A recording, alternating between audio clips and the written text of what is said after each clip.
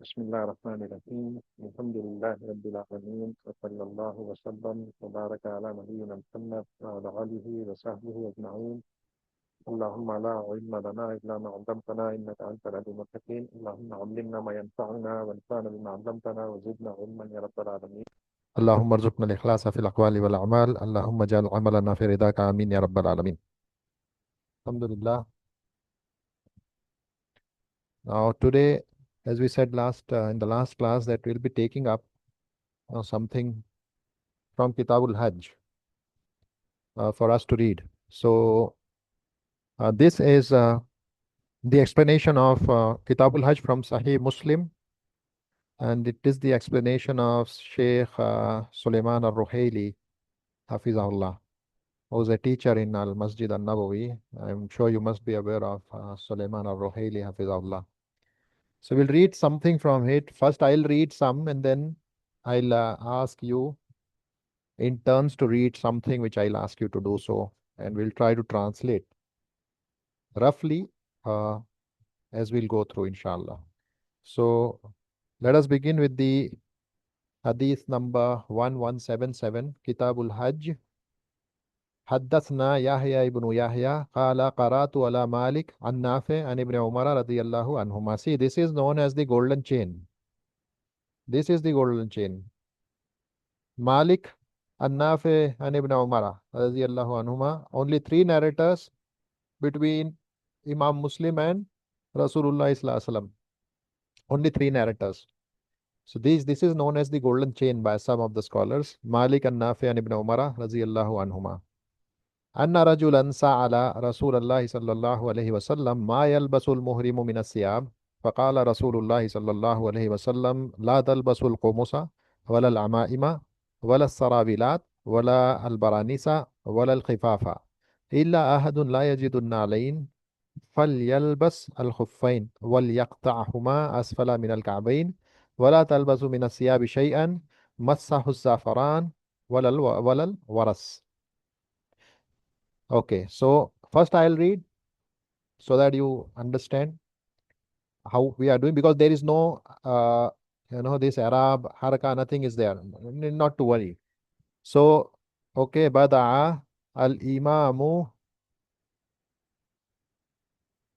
Bada'a al-Imamul Muslimun, Rahimahullah, Kitab al Hajj.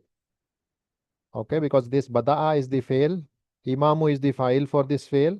This is the Badal for Imam because it is name actually, a name of Imam Muslim. Imam Muslim is a Imam Muslim, Al Imamu Muslimun. Okay, so there it is Badal for Al Imam. Rahimahullah, Kitab al Hajj, because Kitab is the Maful Bihi for Bada'a. Okay, so we'll say Kitab al Hajj, that Imam Muslim begin Kitab al Hajj with the Ahadith plural, Allati Tubayyinu, which will explain Ma yalbasuhu al muhrimu, what a muhrim will wear.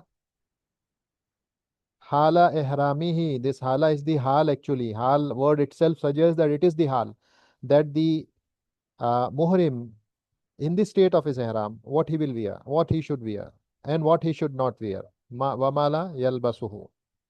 Wama yata'allaqu bit-tibi lil muhrim, and also this book will contain a hadith which will talk about, which has a relation to perfume for the muhrim, whether to apply it, not to apply it, when to apply it, when not to apply it. وَذَلِكَ أَنَّ مَنْ يُرِيدُ النُّسُكَ فَإِنَّهُ يُجْهِزُ اللِّبَاسَ قَبْلَ أَنْ يَصِلَ إِلَى الْمِيقَاتِ, and that whoever intends a nusuk, a rite of Hajj, then he must prepare, then he should prepare. فَإِنَّهُ يُجْهِزُ اللِّبَاسَ, he must prepare, because it is the maful bihi for this yujhizu, ajhaza yujhizu. He must prepare clothes before reaching qabla an yasila, before reaching wasala yasilu, before reaching miqat. Yasila ila miqat, yani he must prepare himself, his clothes, before reaching miqat. Waqad yatahayya bil libas qabla an yasila ila miqat, yani he must prepare himself and his clothes and himself before reaching the miqat. إذا كان المكان قريبا, ka ahlil madinati. If the place is near, like for the people of Medina, then mostly فإن الغالب على أهل المدينة, then mostly for أهل المدينة and those who are in Medina, أنهم يتهيعون بلباس الإحرام من نزولهم, that they will prepare for their dress, this ihram dress, from their homes itself, min nuzulihim, wherever they are staying. وَيَغْتَسِلُونَ min nuzulihim, they'll take a bath from wherever they are residing. لِأَنَّ مِيقَاتَهُمْ قَرِيب min, because their miqat is very near, min nuzulihim, because their miqat is very near to place of their stay. وَيَجْعَلُونَ النِّيَّةَ وَالْإِحْلَالَ فِي الْمِيقَاتِ, however they will do the niyyah and the ihlal, Allahumma labbaik Allahumma hajjatan or labbaik Allahumma umratan. This ihlal they will do from where? From the miqat. But they will wear the clothes from their, this ihram clothes they will wear from their homes, because their miqat is very near to their house. وَكَذَلِكَ إِذَا كَانَ الزَّمَانُ قَرِيبًا كَالَّذِينَ يُسَافِرُونَ فِي الطَّائِرَاتِ. Likewise, إِذَا كَانَ الزَّمَانُ قَرِيبًا كَالَّذِينَ, like those who are traveling in the aeroplanes in our times. Okay. فَإِنَّهُمْ قَدْ يَتَهَيَّعُونَ فِي بُيُوتِهِمْ, they will also wear this ihram either from their homes or from the airport. وَيَجْعَلُونَ النِّيَّةَ عِنْدَ الْمُرُورِ بِالْمِيقَاتِ, so they will wear the two-piece cloth, because definitely like 200, 300 people, they cannot wear the those two-piece garments in the aircraft, and it is not feasible because the aircraft will pass very quickly from over the miqat. So they wear it either from their homes, wherever their home is, or at the airport. And they will do the niyyah of ihram, yani talbiyah, this ihlal, and the niyyah when they will fly over the miqat, while passing by the miqat.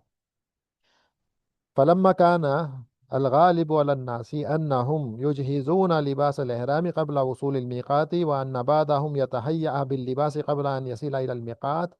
Now he's saying, since mostly for the people, mostly the people, what they do, they prepare the clothes of ihram before reaching the miqat, or some of them they even enter or wear the clothes of ihram from their house itself before reaching the miqat. Imam Muslim begin with these ahadith before talking about the ahadith concerning the miqat itself. So a question is, why did he not begin with the ahadith concerning miqat first? The answer is because there are people who start preparing for entering into the state of ihram even before the miqat, even before the miqat. So it is very apt to begin with what to wear and what not to wear even before reaching the chapter of miqat. وهذا من فقه الإمام مسلم, and this is from the fiqh of Imam Muslim rahimahullah. Okay, this is from the fiqh of Imam Muslim rahimahullah. وقد بدأ بهذا الحديث الذي رواه بإسناد من أسانيد الذهبية. See, this is from the golden chains.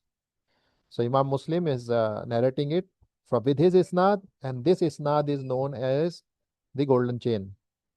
Min al Asanid al Zahabiya, golden chain. And it is considered to be one of the most authentic chains in the Mustalahul Hadith, in the sciences of Hadith.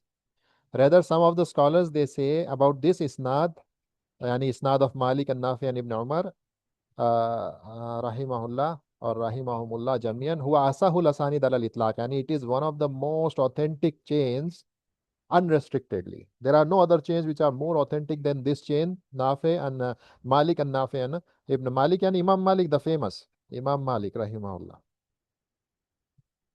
Imam Malik of Muwatta. Bada bihaz al hadith an Ibn Umar radiyallahu anhuma anna rajulan sa'ala Rasul Allah sallallahu alayhi wa sallam, maful bihi for sa'ala. So in this hadith, Ibn Umar radiyallahu anhuma, which is narrated from Ibn Umar radiyallahu anhuma, that a person, anna rajulan, okay, this is anna is famous, inna wa akhwatuha, and this is the reason ismu anna is mansub, sa'ala is the fail, and Rasulallah is the maful, and Rasula is the maful bihi, and it is mudaf, and this is mudaf ilayhi lafzul jalala. A man asked Rasulullah sallallahu alayhi wasallam, walam yu'ayyin hazar rajul, but there is no specific mention of who this man was. No specific mention. If you see the hadith, what is it reading? See, Anna Rajulan. See, there is no name of. Obviously, he was a companion. Definitely, there is no doubt about it.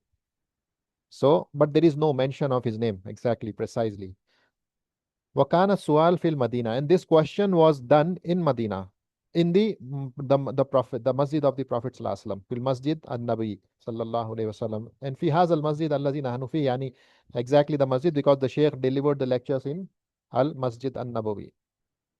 Faqad rawa al Bayhaqi and Ibn Umar, Imam Bayhaqi narrated again from Ibn Umar radiyallahu anhuma that Nada rajulun Rasulullah sallallahu alayhi wasallam, that a man called Rasulullah sallallahu alayhi wasallam wa huwa yakhtub, while Rasulullah sallallahu alayhi wasallam, see, this is known as wawul haliya. While, yani, when did this man called Rasulullah sallallahu alayhi wasallam? In the state when Rasulullah sallallahu alayhi wasallam was giving khutbah. Wa huwa bizalikal makan, and he was in that place. Wa ashara Nafi ila, and Nafi rahimahullah pointed to that place, the beginning, the entry of this entry place of the masjid, yani ila maqdami al masjid masjidi Rasulillah sallallahu alaihi wasallam, yani the entry point or entry gate of the masjid where this man was when he asked this question, exactly, precisely, because this is how they would have narrated. This is how Ibn Umar would have narrated. This is how he narrated to Nafi, and this is how Nafi rahimahullah narrated to Imam Malik, and this is how Imam Malik, Imam Muslim should definitely would have heard from Imam Malik. So this shows the precision with which the ahadiths have been preserved and how precisely they have been transmitted to us. Even the place where exactly where this man was stood or where Rasulullah sallallahu alaihi wasallam was standing, everything was mentioned with precision.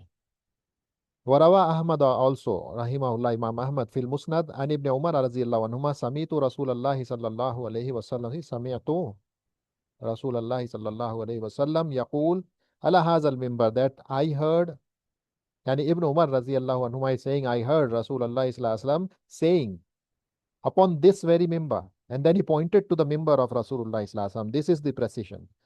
وكان هذا السؤال في المدينة في مسجد رسول الله صلى الله عليه وسلم. So this question was posted by a man to Rasulullah sallallahu alaihi wasallam in this masjid, al Masjid an Nabawi, that a man asked Rasulullah sallallahu alaihi wasallam, ma yalbisu al muhrim, what should a muhrim wear from the clothes? What clothes should a muhrim wear? Okay. Wal muhrim huna huwa rajul bidilalati jawab, and the muhrim here is a man. How do we know that the muhrim is a man? Because the answer is alluding to the kind of clothes Rasulullah sallallahu alaihi wasallam that he is mentioning. They all are the ones which are worn by a man specifically.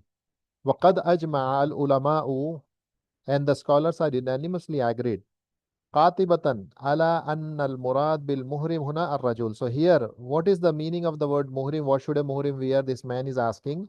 And the answer itself is an indication that Rasulullah sallallahu alaihi wasallam is giving them the prohibition for men specifically, not women, because the clothes which he is mentioning are the ones which men wear, not women. So he says, فَقَالَ رَسُولُ اللَّهِ صَلَّى اللَّهُ عَلَيْهِ وَسَلَّمَ لَا تَلْبَسُوا لَا تَلْبَسُوا. Now, he asked what should he wear. The question is what he should not wear. The answer is what he should not wear. La talbasu. The question was what he should wear.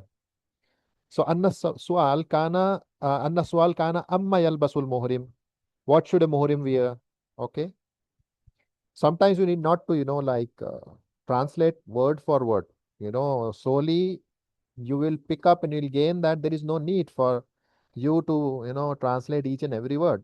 You should pick up in in batches, and you will understand slowly. But this requires to pick up these books and start reading them.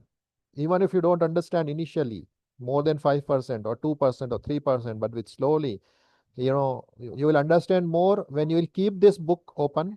At the same time, you play the lecture of the Sheikh, because Sheikh speaks very slowly, not like me. He'll speak very slowly. So you will be able to even put the harkat. He'll say anna, ala, anna al murada, and he'll repeat it at least 3 times, every line. Anna al murada bil muhrimi huna rajul. Again, he will read the same. Anna al murada bil muhrimi huna rajul. Likewise. So you will be able to put the Arab also, the Harkat also. And this way the information will set in.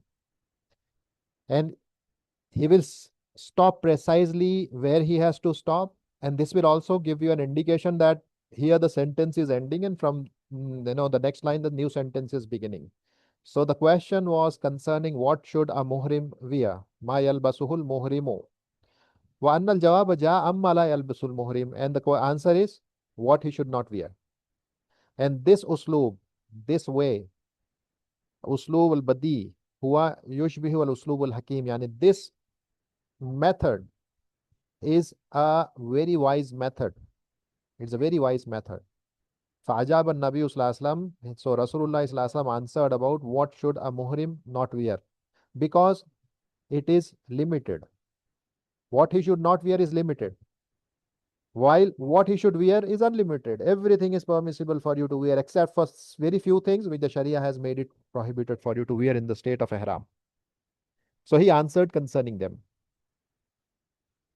Okay. Wa ajaba amma, and he answered concerning what the muhrim, and wa bayyannahu bil mantuq wa ajaba amma yal mantuq and mafhum. Mantuq is explicit.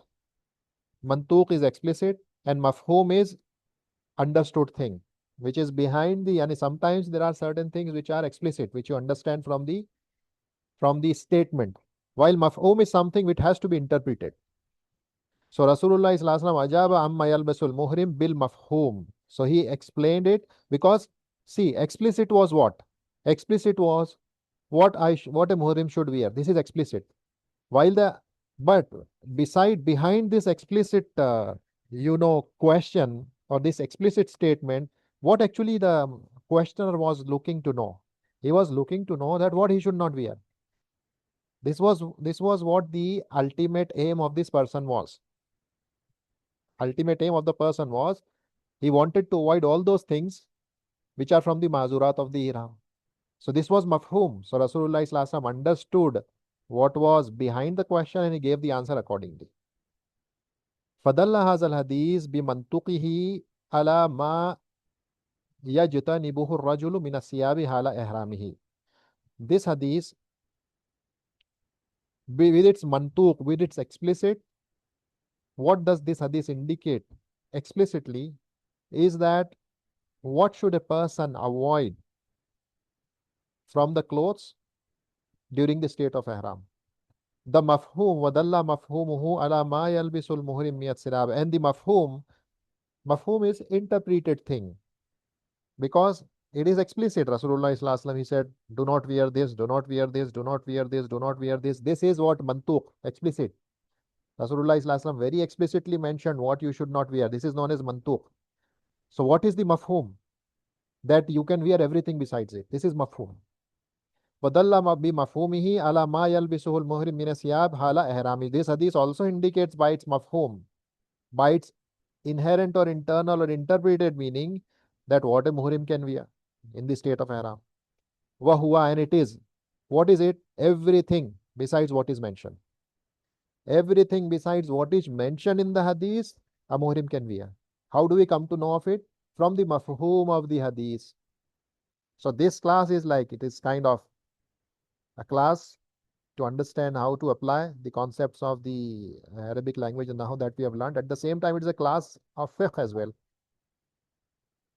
So everything besides what has been mentioned earlier, permissible to wear for a muhrim. How do we know? From the mafhum. So we have a mantuq, we have a mafhum.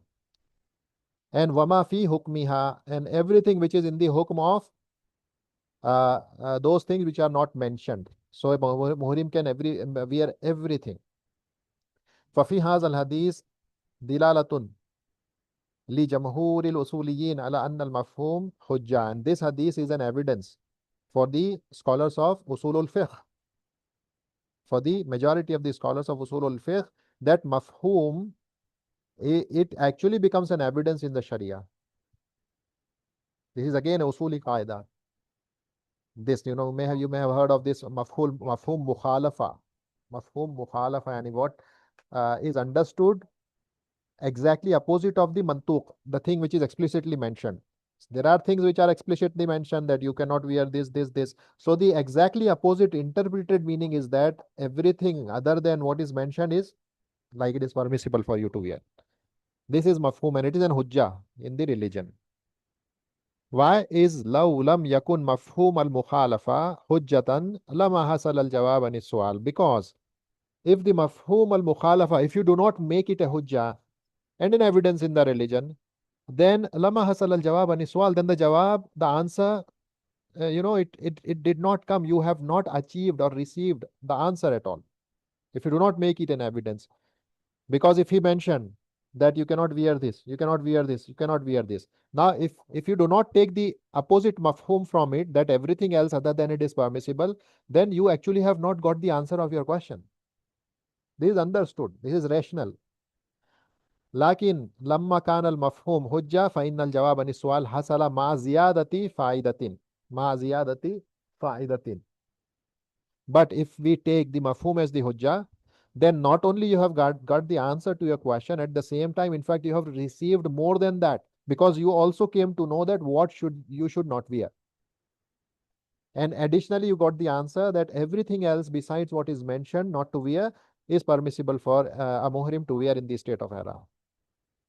فبين النبي صلى الله عليه وسلم بالمنطوق ما يجتنبه المحرم من الثياب. So by the mantuq, explicit, Rasulullah mentioned explicitly what the muhrim should not wear.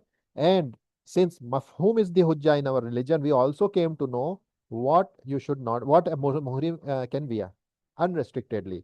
Why? وَهُوَ غَيْرْ مَحْصُورٍ. Because things which you can wear are unrestricted. They are not unlimited things. Everything is permissible except for those which are mentioned as not to wear. Now, then he says la talbasu. Now, what this la is, if you apply the rules that we have studied in Jurumiyah, you will come to know that this la is the la an-nahiya, law of prohibition. How do we come to know? Because there was a noon there, talbasuna, and this noon has dropped. And this noon is, it only drops when this la is la an-nahiya, law of prohibition. So this is a case of prohibition. La talbasu, don't wear. It is not like you do not wear. That is simple negation. It is not negation. It is prohibition. How do we know it is prohibition? Because the noon is dropped. So it is in the state of jazm right now. It is majzoom. This fail is majzoom because of la. This is from the adawat al-jawazim, which gives jazm to the fail mudare. La talbasu, do not wear. And there is a qaida. This qaida is the usuli qaida.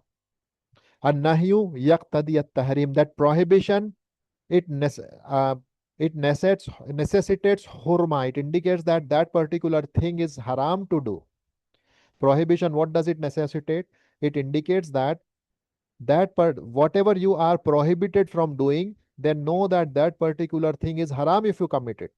And if something is haram, it implies that if you commit it, you will be sinful, and Allah may make you or hold you accountable for it in the hereafter, and He may punish you for committing it. This is what haram is. This is what haram thing is. وَمَعنَ ذَلِكَ أَنَّهُ يَحْرُمُ عَلَى الرَّجُلِ. See, يَحْرُمُ عَلَى الرَّجُلِ. عَلَى الرَّجُلِ إِذَا أَحْرَمَ أَنْ يَلْبِسَ الْمَذْكُورَاتِ, which means that it is haram. أَنَّهُ, yeah, it is haram for man when he is in the state of haram, when he enters into the state of haram, to wear the mentioned things after having heard this prohibition. It will be haram for him. وَقَدْ أَجْمَعَ الْعُلَمَاءُ قَاطِبَةً, very precisely, unanimously, the scholars have agreed, عَلَى أَنَّهُ يَحْرُمُ عَلَى الرَّجُلِ إِذَا أَحْرَمَ أَنْ يَلْبِسَ هَذِهِ الْمَذْكُورَاتِ. And the scholars are unanimously agreed that a man must not wear these things which are mentioned in this hadith after he has entered into the after he has entered into the state of ihram. Kama anna al-ulama'u zakaru anna ma fi manaha ya'khuzu hukmaha wa qad naqala jama'atan min al-ulama'i al-ijma' ala hadha aidan.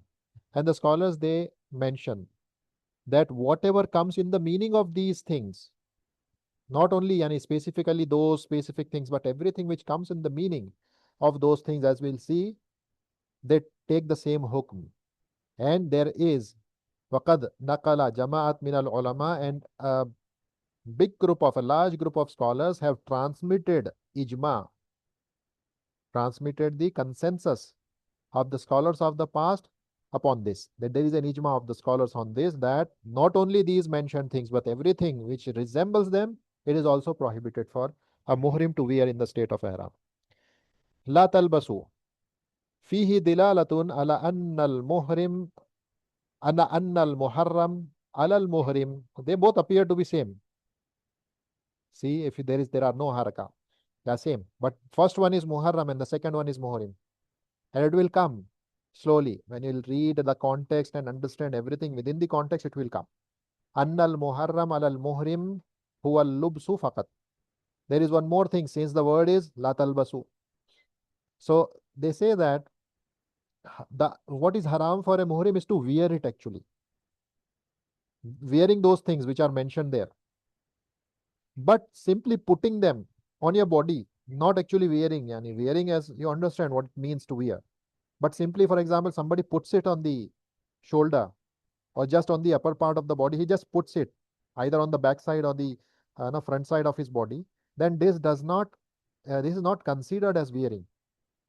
Okay, so he says, Amma law wada as-thawb ala badanihi min ghairi an yalbisahu fa inna hadha jaizun.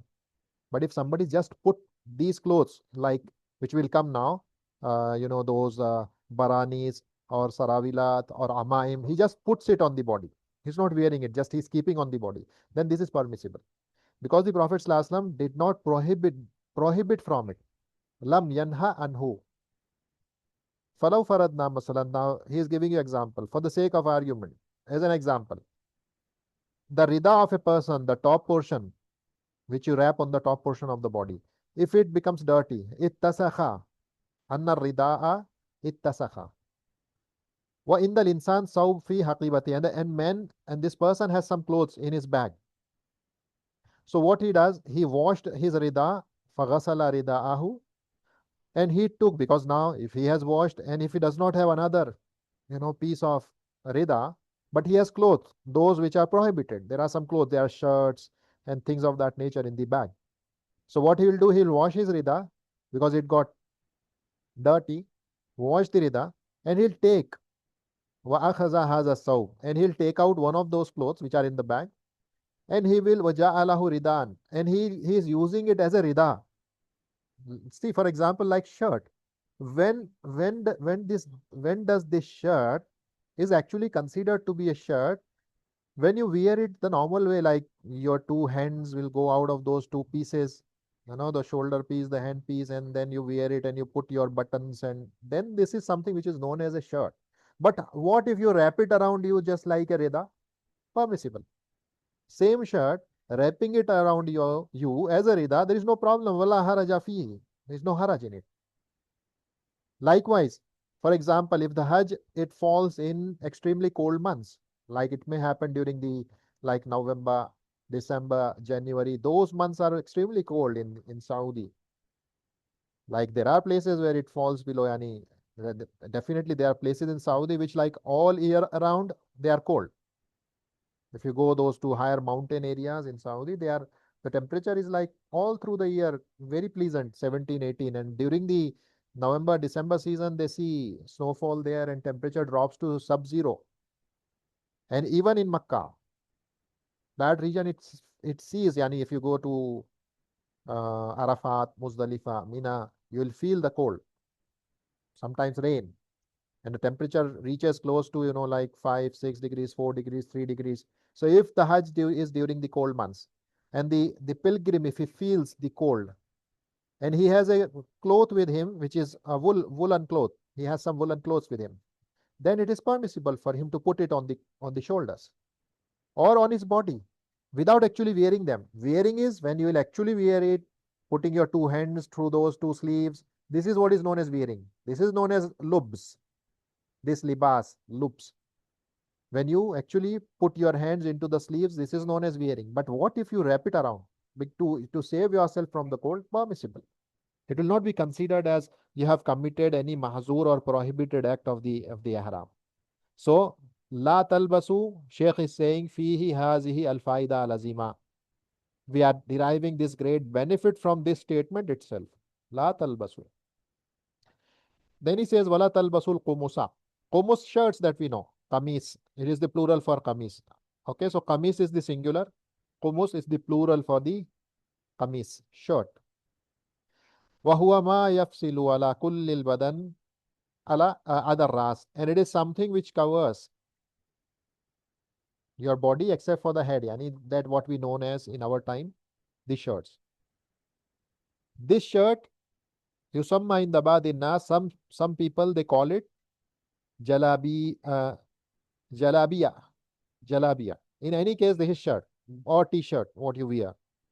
Al muhim annahu thawb mufassal ala qadri al badan kulluhu min al katifaini ila asafil. Yani this shirt, according to them, is actually what you may have seen them wearing those, those, what do you call that, thawb, the long one, which covers from the top part of the body until the bottom part of the body, except for the head. This is what you call it a shirt. And for us, shirts are known, the shirts which cover the top part of the body, not including the bottom part. It covers only the top part of the body. This is what we call it a shirt. It is also considered to be shirt. And what those people, this thawb which they wear, this is also known as kameez.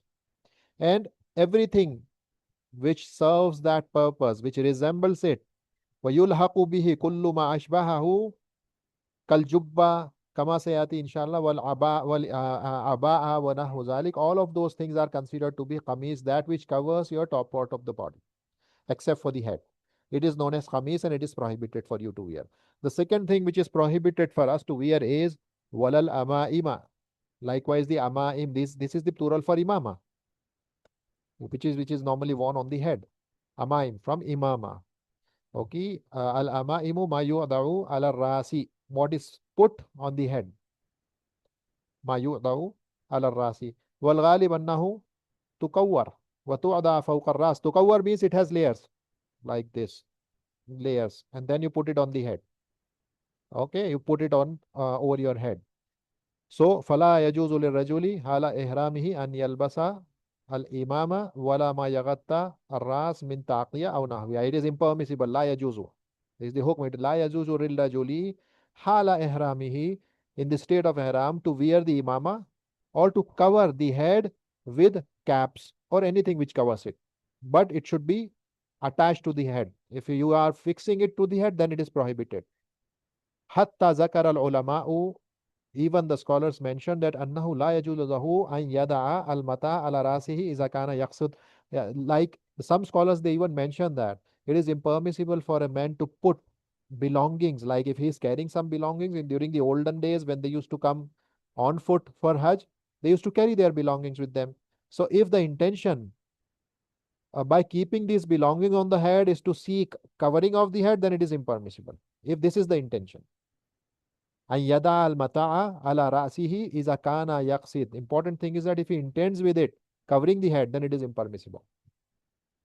فَيَحْرُمُ عَلَى الرَّجُلِ حَالَ إِحْرَامِهِ أَنْ يُغَطِّيَ رَاسَهُ بِأَيِّ مُلَاصِقٍ لَهُ. So it is impermissible, it is haram for a man in the state of ihram, hala ihramihi, that he covers his head with anything attached to the head. Anything which attaches to the head, is fixed to the head, then it is impermissible for the pilgrim to use it. Sawan kana mu'tadan. Now this thing could be either a normal thing which you normally use to cover the head, like imama, or a cap, taqiya, or a ghutra, or things of that nature which are normally used to cover the head habitually. Or even if it is ghair mu'tad, yani something which you do not habitually use to cover your head. Okay, aw ghair mu'tad fi haqqihi, like barnis or barnas allazi sayati. Barnas will come. What it is? It is like those caps, what do you call, attached to your shirts, which like, what do you call it, caps normally attached to the shirt, and then you cover your head with it, and when you want it, and you again, if you don't want it, you throw it back. Walau ghattahu bitinin maslan akhaza tinan wabadahu ala rasihi biqasdi taqtiyati ras. Likewise, see, even if somebody takes teen, this is mud, this soil mixed with water, it turns into mud. Now, if the intention is to cover the head with this teen, with this mud, then this is also haram. فَإِنَّ هَذَا haramun. And it is from the mahzurat of the haram. It will be considered as the muhrim has committed a prohibited act because the intention is to cover the head. The third thing which is prohibited is as-sarawilat. Sarawilat is the plural for sarawil. Sarawil. What the sarawil are in very simple language? They are the undergarments, to be very like simple, to keep it simple. They are the undergarments. Okay, what are they? They are the things. Sarawil, what is it? It is something ma yulbas. Ma yulbasu ala nisfil asfali. Thus, the lower half of your body. What is worn upon on the lower half of the body, muhitan lahu, which covers it. It covers the lower part of the body. It is worn on the lower part of the body. Wal ghalib, and mostly it covers what is between the surra and the rukbah. Surra is the navel, rukbah is the knee. So it covers the body portion which is between the navel and the knees. Between and navel to the knees, this is the aura for the men. Sometimes it may go a little down, but this is what it normally covers. As for amma ma yastur al aura, however, if it covers only the two private parts, asu ataini, something which only covers the two private parts, fa innahu yusamma tubanan, yani only that much area. If it covers, maybe you may have seen them, those people who live in jungles, those these tribe people, they cover only that much area. So you can call it as tuban. But sarawilat, qala ba'du ahli al-ilmi hiya jam. This sarawil, there are some, they say it is plural and its singular is sarawil. This sarawil is the singular, sarawilat is the plural. Waqala ba'du, and some of them say it is the ultimate plural. Jam'ul jam'i, ultimate plural, plural of the plural. Sarawilat is plural of the plural, while sarawil is the plural itself. Sarawil, and if sarawil is the plural, then what is the singular? They say sirwal. So you have sirwal, which is singular. Plural for silwar is sirwal is sarawil, and the plural of the plural is sarawilat.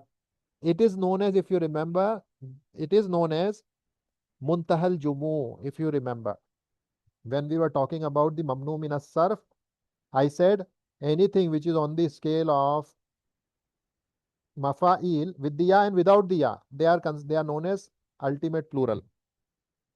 They are known as muntahal jumu, and they are mamnu min as-sarf. Only one haraka will come. So, but when alif lam comes, it becomes fully flexible. When alif lam comes, it can take the kasra also. But if it is coming without the alif lam, see the same wazan. Don't try to match it, that meme with meme. No, the wazan is same. See, sarawil, mafa'il, sarawil, mafa'il. This is the wazan. So this is, they call it as muntahal jumu, ultimate plural in Arabic. Yani there is no further plural after it. If at all you want to make further plurals, it would be made on the scale of sound feminine plural or sound masculine plural, like sarawil, sarawilat. It is sound feminine plural now. So this, you can make further plurals on the scale of sound masculine or feminine plurals. So sarawilat, they say it is the plural of the plural. This is plural. It is muntahal jumu, ultimate plural. And then afterwards, if you want to make any plurals, you have to make it by using either sound feminine plural or sound masculine plural. This is what they say.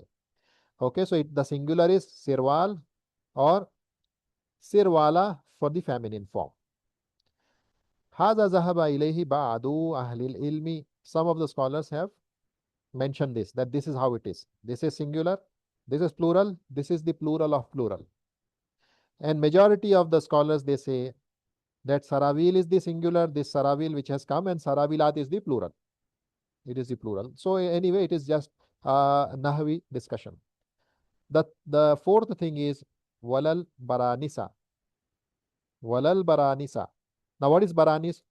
He says huwa al barnis aw al barnis huwa kullu sawb rasuhu multasiq bihi. As I told you, what do you call it? Somebody wrote it or not?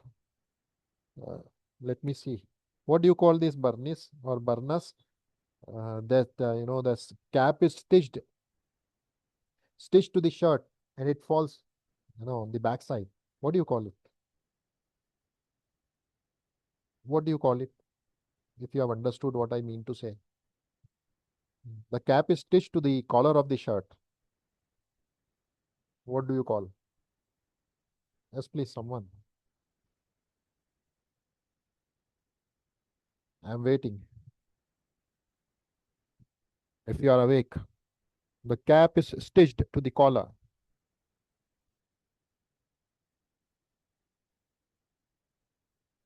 Anyway, I don't know what you are doing. So it is the barnas. I hope you understand. Baranis is the plural for barnis. Kullu sawb lahu shay'un yughatta ras, and everything, and a piece of cloth, if at all, whatever piece it can take, whatever form it can take, but if it is stitched to the collar and you can use it to cover your head, it is known as barnis or baranis. And it is still used, especially the Westerners, they say, the Maghribi people of the West, they have this. Haza la zala mawjudun, this is still present amongst us. Wafi haza ishara ila amrain. Now in this statement, wala baranis, there are two things this statement is pointing to. Number one, al man'u mimma yughatti al badan kulluhu, mimma yughatti al badana kullahu bima fihi ar ras aw yughatti al badan walau biduni ras. Yani first thing, it indicates that there is a prohibition from everything which covers either the body totally, including the head, or covering the body without including the head. Both of these things are prohibited. By kumus, you cannot cover your body except for the head.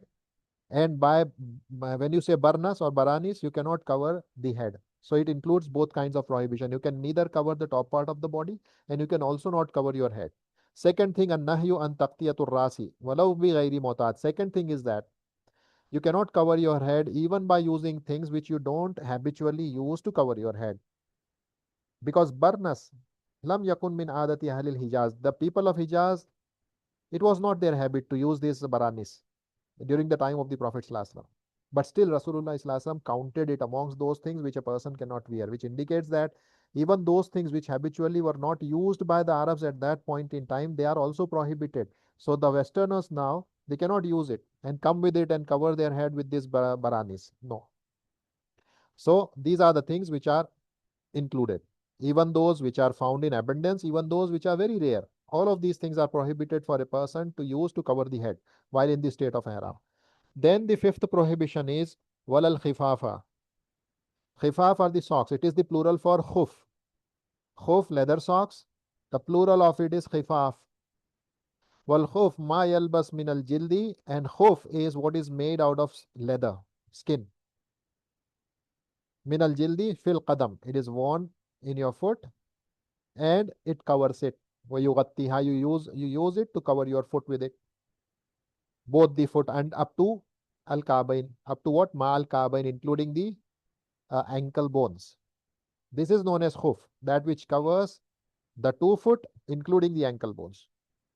وَقَدْ جَاءَتَ الْمَذْكُورَاتُ هُنَا كَمَا تَرَوْنَا بِصِيغَةِ الْجَمْعِ. If you see, all of these things are coming in the plural form. Okay, qumus, we saw earlier. Hamaim, you saw earlier. Baranis, plural. Saravilat, plural. Khifaf, plural. All of these are plural. Okay, so they are coming in the plural form.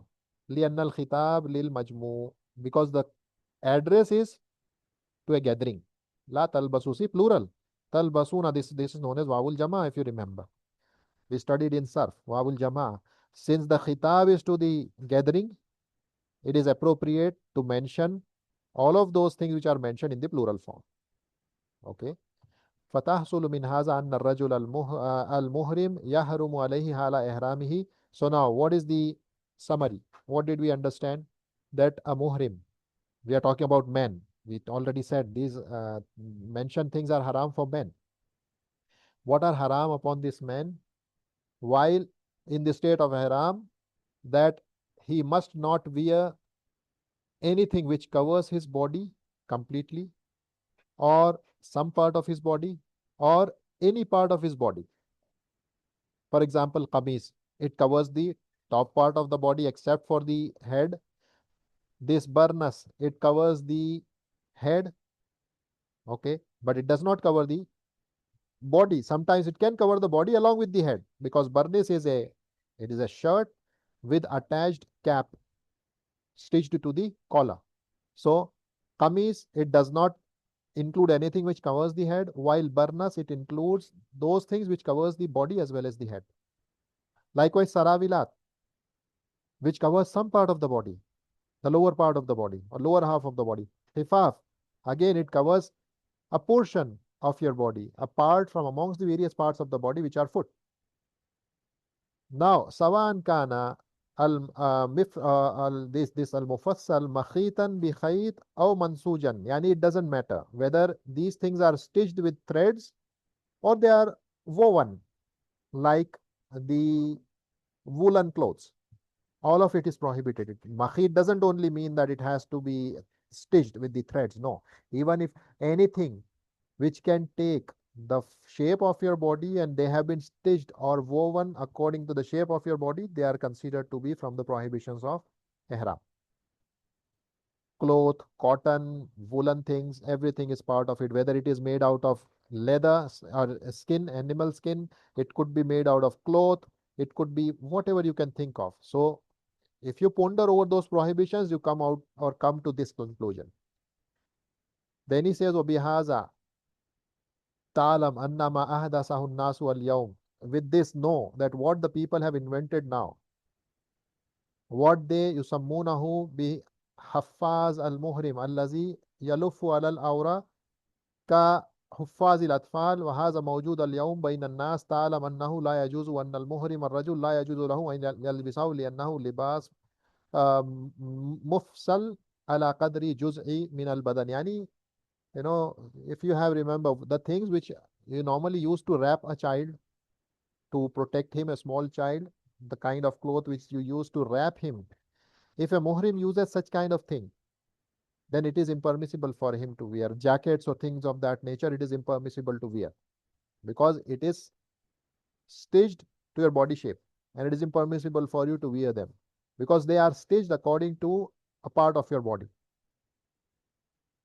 كما تعلم أنه يجوز للمحرم أن يلبس ما فيه خيط. Like, this is an important point which the Sheikh is making, alluding to. Some people, they think that everything which has a thread in it, it is haram for a muhrim to wear. No, it doesn't mean that, because you cannot imagine a cloth without threads. There would be threads. Even, the two-piece cloth which you wear, it comes in this shape, a rectangular, but it is stitched at the borders like this, if you have noticed. Otherwise, the thread will start to come out, and by the time you will reach for Hajj, it will completely be torn. So it is to be stitched on the borders. Can we call it as something which is stitched? No. By what is meant by stitched clothes that you cannot wear are the ones which are stitched to your body shape, like the shirt as we saw earlier, or the trousers, or the undergarments, or the socks. They are made to your body shapes, and this is something which is prohibited. This is what he is saying. Kama ta'lamu, it is annahu yajuzu. What is permissible for the muhrim is to wear anything which has thread in it, even if it is illam yakun mufsalan alal badan wa ala badihi wa ala adwi min adaihi. Yani, even if it were to cover your some part of your body, or top part of your body, or your head, or some part of your body from the various parts, it is permissible for you to wear, even though there are threads in it. Because when we say thread, it doesn't mean that there should not be absolute threads in it. No. By thread, it means that you should not wear something which is stitched to your body shape and size, such that you fit, that particular thing fits upon you perfectly. Then he says, وَالْحَقِيبَ إِنْ كَانَ فِيهَا خَيْطٌ فَإِنَّهُ يَجُوزُ لِلْمُحْرِمِ أَنْ يَلْبَسُهَا. Likewise, فَإِنَّ النَّبِيَّ صلى الله عليه وسلم لم يمنع مما فيه خيط وإنما منع من اللبس كما سمعنا. And moreover, Rasulullah sallallahu alaihi wasallam did not prohibit to wear anything which has thread. Rather, he prohibit to wear, to actually wear them. Lubs, and we studied what is mean by libas, yalbasa, talbasu, what is meant by it. Simply wrapping something on you, it is not considered to be wearing, as we studied. وَيُسَنُّ لِلرَّجُلِ إِذَا أَحْرَمَ أَنْ يَلْبِسَ إِزَارًا وَرِدَاءً أَبْيَضَيْنِ نَظِيفَيْنِ. Now, what is sunnah for a man when he enters into the ihram is to wear this rida and izar, the top piece cloth which covers the top part of the body, and izar which covers the bottom part of the body, that they should be white and they should be clean and pure. They should not be najasa on it. White and pure. This is sunnah. But if somebody wears some other color, no problem. فقد أحرم النبي صلى الله عليه وسلم في إزار وردا ونعلين. Rasulullah صلى الله عليه وسلم, he entered into the ihram with these two piece cloth, izar bottom piece, rida top piece, and nalain the shoes. وقال صلى الله عليه وسلم وليحرم أحدكم في إزار ورداء ونعلين. Also Rasulullah صلى الله عليه وسلم, he said, one of you should enter ihram in bottom piece, top piece, and shoes, nalain.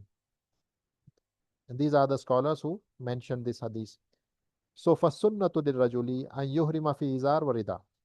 For man, what is the sunnah? In izar and rida. An yuhrima fi izarin wa rida. Wa an yakuna abyadaini. And they should be white in color. This is sunnah. It's not compulsory. It's not obligatory. They should both be white in color.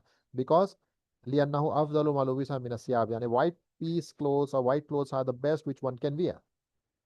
Wa an yakuna nazifaini. Also they should be nazif. They should be clean. They should be tahir. They should not be najis. Because this was how Rasulullah sallallahu alaihi wasallam wore them when he did his Hajj and the Umrah. Also, it is sunnah that a person an yuharima fin na'alain, that he, when he enters into the ihram, he can wear these shoes which expose the ankle bones. Which does not cover the ankle bones. Then the Prophet Muhammad sallallahu alaihi wasallam said, walal khifafa. Walal khifafa. We saw about this earlier. Khifaf, plural of khuf. Then further explanation is coming for this khifaf. That who can wear the khuf? Illa ahadun la yajidun nalain. Except for the one who does not have shoes. In that case, he can wear the khuf. Fal yalbis al, then he can wear the khuffain. He can wear the socks, leather socks. But wal yaqtahuma asfala min ka'bain. But he will cut them underneath or under the ankle. Yani the ankles should remain exposed. The ankles should remain exposed. Qala illa ahadun. He said except illa ahadun. See, here there is some grammar now. Illa, we studied illa. This is exception. After exception, this marfu isam has come. Wala khifafa illa ahadun. He says bil raf'i. Ahadun is with the rafa state. Ala sabilil badaliya. Minal waw fi qawli Nabi sallallahu alaihi wasallam la talbasu. It is badal. For this waw which is in talbasu at the beginning of the hadith, because it is in the state of rafa, because this waw is wawul jama and it is fa'il, and fa'il is always in the state of rafa.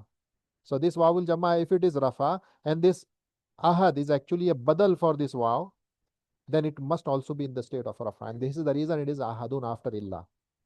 So badal is coming, way down the line. Illa ahadun, except for the one.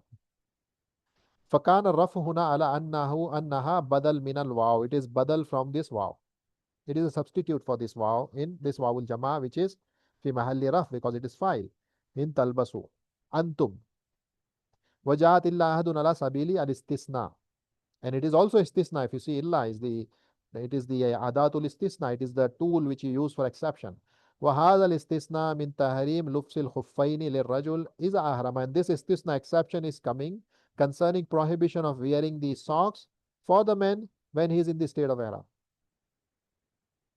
وَهِيَ إِذَا لَمْ يَجِدَ الرَّجُلُ نَعْلًا. And it is only permissible when the man, he does not find shoes. Imma annahu lam yajid na'lan aslan. Either he does not have a shoes principally and basically. Wa imma annahu la yastati. Or if he may have, but maybe because of some disease or something, he cannot wear the shoes for some reason. The doctor said you cannot wear. Because maybe he has some defect in the foot, or for some reason he cannot wear. Either it is not present principally, or it is available, the shoes are there, but there is something which prevents him from wearing them. Wa imma annahu la yajid. Or he does not have money to purchase it, for example. So all of these are various situations wherein a person is unable to wear the shoes.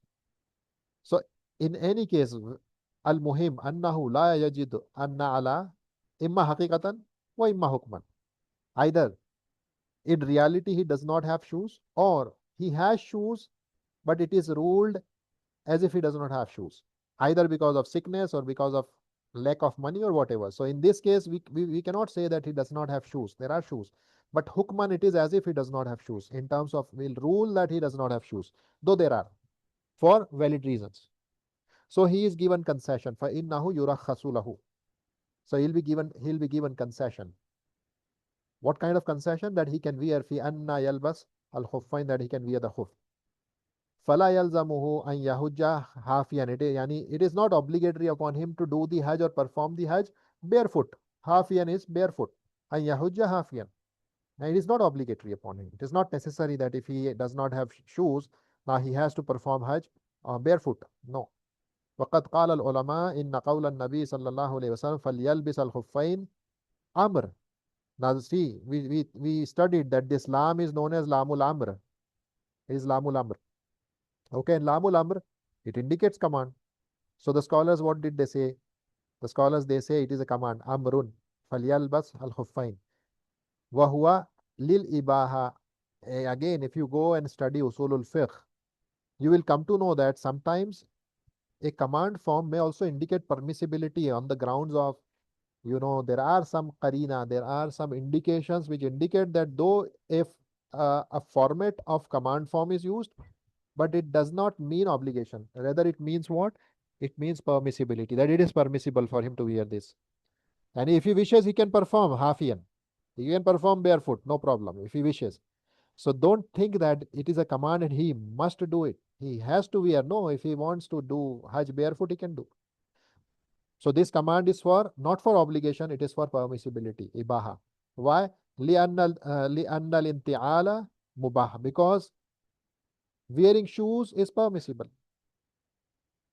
فَيَجُوزُ لِلْإِنسَانِ أَنْ يَنْتَعِلُ or أَنْ يَنْتَعِلَ وَيَجُوزُ لَهُ أَنْ يَمْشِي. And it is permissible for man, either he use as shoes or he walks barefoot.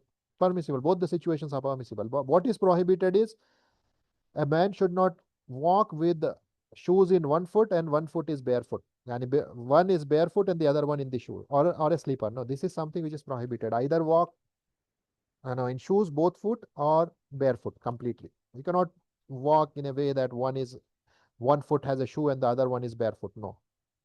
So it is permissible. Again, it is a usuli qaida that first there is a prohibition or a negation. See, la khifafa. Earlier it is said that don't wear socks. After prohibition, if a command comes, then it indicates permissibility. It indicates permissibility. So previously, if you remember, Rasulullah sallallahu alaihi wasallam, what did he say? Wala khifafa. And then he says faliyal basal khuffain. So after prohibition, what is coming? Command is coming. And this indicates that this thing is now permissible. It is not obligatory. It is not obligatory. It is permissible. This is usuli qaida. Fazahirul hadith. So what is the apparent ruling that can be derived from the hadith? Wazahiru hazal hadithi annahu yushtaratu li jawazi lubsil khuffain an yaqtahuma asfal. So the apparent ruling, because later on it will come, the apparent ruling, what is derived from this hadith is that it is a condition that if somebody wants to wear the socks, annahu yushtaratu li jawazi lubsil khuffaini, that it is a condition for the permissibility of wearing the socks to cut them underneath the ankle. وإلى هذا ذهب جمهور الفقهاء, and majority of the scholars, they have taken this opinion. Then you can only wear the socks after cutting them under the ankles. That it is a condition in order for you to wear the socks, these leather socks, if you don't have shoes, so it is only permissible when you cut it under below the ankles. وذهب الحنابلة إلى أنه لا يشترط. While the Hanabila rahimahumullah, they say it is not a condition. Rather, ballahu, this lam is for ibaha. But lahu means it is permissible for him to wear the khuffain and yalbasa al khuffain ala hayatihima, in their whatever form they are, above the ankle, below the ankle, howsoever they are, you can wear. وَذَلِكَ, and that is because of a hadith of Ibn Abbas radiyallahu anhuma, allazi yaridu ba'da qalil, which will come a little later in the same book, Sahih Muslim. وَفِيهِ تَرْخِيص في عرفة لمن لم يجد نعلين أن يلبس الخفين. It is a concession in Arafah for whoever does not have shoes to wear the khuffain. And Rasulullah sallallahu alaihi wasallam in that hadith, walam yadhkur an-nabiy sallallahu alaihi wasallam al-qat, cutting, yani cutting underneath the ankles. And why this is important? See this statement, wafihi tarkhis. Earlier, can you tell me, before we end? No, I did not give you a chance to read it because yes, it is hoodie. Yes, hoodie. Very good. I did not, purposely ask you to read this time. Maybe we'll do it tomorrow. That someone of you will read it, or maybe those who are there, I'll give you a chance to read it. So I'm reading it, but can you tell at the beginning of the class, Arshia was not there, I think, when we started, but Shafiq was there, and Hafsa was also there. Can you tell me this hadith which we are reading? Where was this hadith narrated? Rasulullah sallallahu alaihi wasallam, where did he tell this hadith? Which place? Which place he mentioned this hadith? That man came asking the question, where this incident happened? Yes, please. Somebody type in. Where was Rasulullah sallallahu alaihi wasallam? Yes, very good. It was Al Masjid Al Nabawi. And Masjid Al Nabawi is where the Masjid Al Nabawi is? Which place it is in? It is in Medina. Yes, it is in Medina. Madinatul Nabi sallallahu alaihi wasallam. It is in Medina. While what he's saying here, wafihi at-tarakhis fi Arafah, is very important point. That narration was in Medina. This narration, which will come of Ibn Abbas radiyallahu anhu, where Rasulullah sallallahu alaihi wasallam did not mention cutting the socks below the ankles, it occurred where? It occurred in Arafah, which means they already have reached the Arafah, and it is the 9th of Zilhijjah. So what he's trying to say is that the previous hadith is getting abrogated by this hadith. This is how the scholars have derived, that the previous hadith has got abrogated, and this is the reason now you need not to cut the socks underneath the ankles. Again, we will see some of the qawaid, that what are the usuli qawaid here, that delaying explaining something when it is needed indicates that it has no purpose. Yani a person is more in need of